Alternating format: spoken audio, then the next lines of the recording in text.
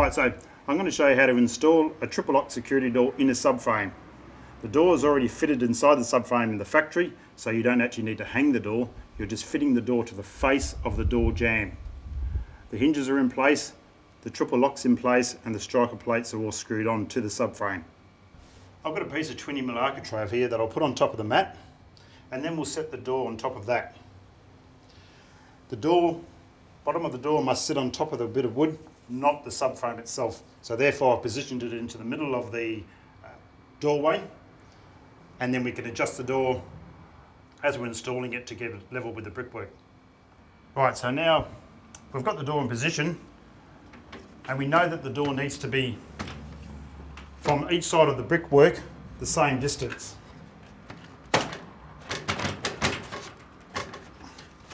So we adjust it as it is to get it in the right position, and then you may need to use a screwdriver to adjust the door up or down to the desired result. You can actually put your foot on the screwdriver and lift it up and down.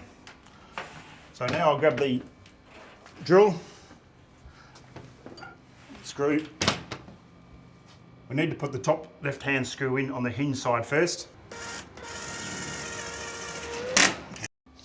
And drill the bottom one in.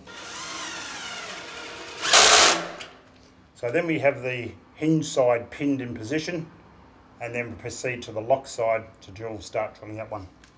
Okay, now that we've got the screws in the hinge side, what we need to do is you can now remove the chock from under the doorway and start focusing on screwing the lock side in position. So we'll start with the top screw first, then we'll go to the bottom screw, all the time using that spacer to get the gap between the door and the subframe even all the way down. Once the top and the bottom screws are in, we've opened and closed the door, and we like the positioning of the door. We've looked at the door from the inside and out. Then we can proceed to put the screws in, the two screws in the lock side, the two screws that are left in the lock side, and the two screws that are left to go in the hinge side. We'll drill the hole first and then put the large screw in.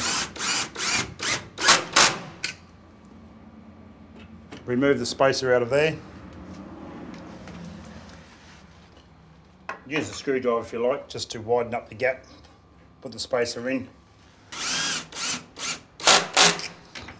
Doesn't matter if the spacer falls out. You've already drilled the hole, and that's the right setting.